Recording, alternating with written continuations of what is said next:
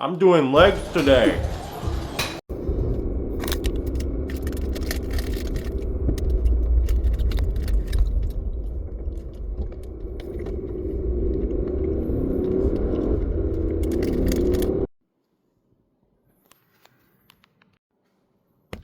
So, my camera toppled over, or I guess the camera, the lack of a tripod toppled my empire over on the drive back home, and now we get to look at this scary new angle in my room. And I know I made the joke earlier saying, oh, I'm going to call it leg day, then here I am doing shoulder presses right now, and let me actually start playing the clip at the moment. So I actually kind of messed up. I recorded on my webcam, and then I forgot to mute the audio while I was watching it. So then it was going to have a double layered audio, which was not going to be pleasant. Anyway, I messed up. Right now, shoulder press. And the reason I'm even doing this right now is I changed up my workout routine. Where before, I don't know what it's actually called, but I just separated every single body part into a day. So I had a chest, back, arm day, then I had a leg. But there was a lot of things back then that just weren't working out for me. And I think the main thing that really frustrated me the most, hi guys, I'm getting a lisp.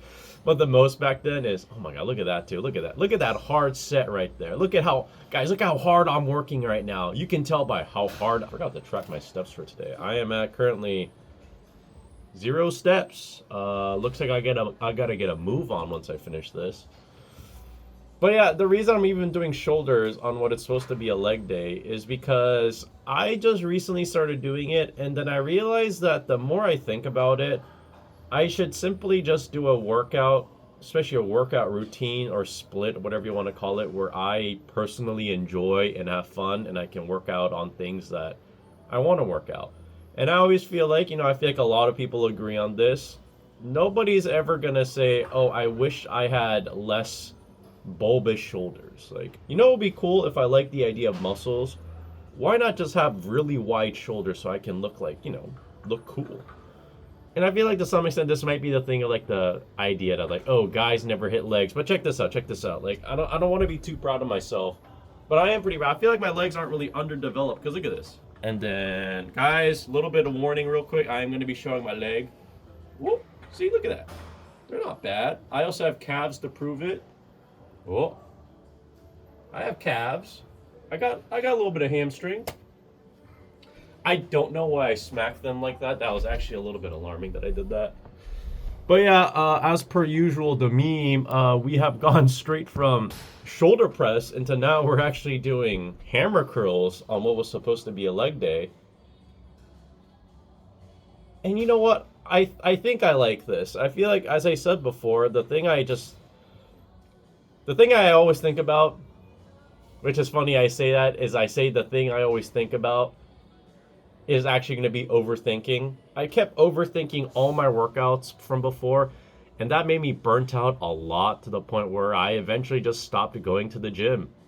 And now here we are now, me trying to get back, being into the consistency of everything and actually keep myself accountable because I was overthinking, I got frustrated, I got burnt out, and what did I ended up doing? I stopped going to the gym. Haha. Also, I feel like there is like an ego thing to this that is tied to it a little bit because I will say that like looking back on some of these things, like I do feel kind of good about myself. Like I remember when I first started working out, I could barely shoulder press with the dumbbells, like the 15 pounds. And, I know there are people stronger than me. I know there are people that are far more experienced or even less experienced pushing a lot heavier weight. But I always realize the thing, like the older I get, that statement makes so much more sense where they always say is the thief of joy is comparison. Actually, I'm pretty sure I butchered that extremely right there, but it's the idea that like you will never be happy if you always compare yourself to somebody else. And I feel like you can do that safely and healthily, if that's even a word. But it's always with consideration of yourself. Like, what's the point of me comparing myself to a world professional bodybuilder? Am I a world-class professional bodybuilder? Yes. So why would I compare myself to one? But I can always compare myself to myself, especially if I compare my workouts. And look how scary these RDLs look when I'm staring at the camera like that.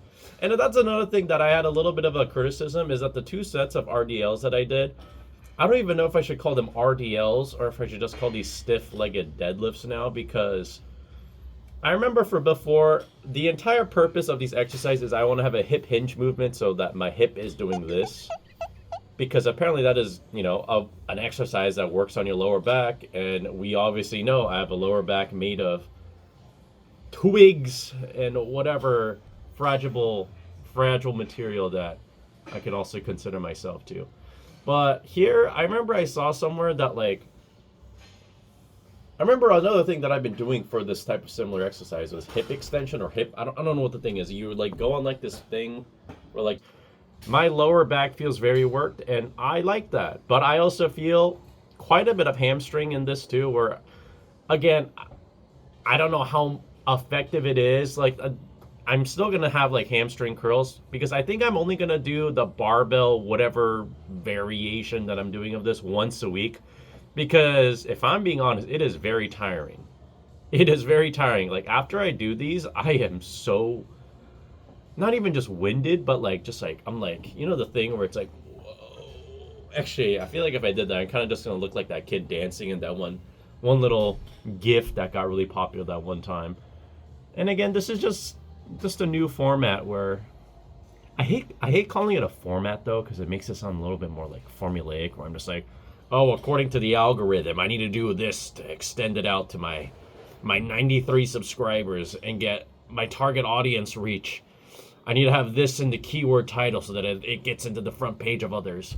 But moving on from that topic real quick, I actually wanted to talk about these. I did 2 sets of leg extensions as well, because I feel like a lot of people like leg extensions. Well, I personally like leg extension. I don't know if everybody else likes leg extension, but I'm going to say that I like leg extension because I said the word leg extension at least 6 or 7 times right there right now. But the thing I was going to talk about is, you know what I talked about earlier where you would just overthink, or I would overthink things and I would just get burnt out, overthink, and just not have fun with it.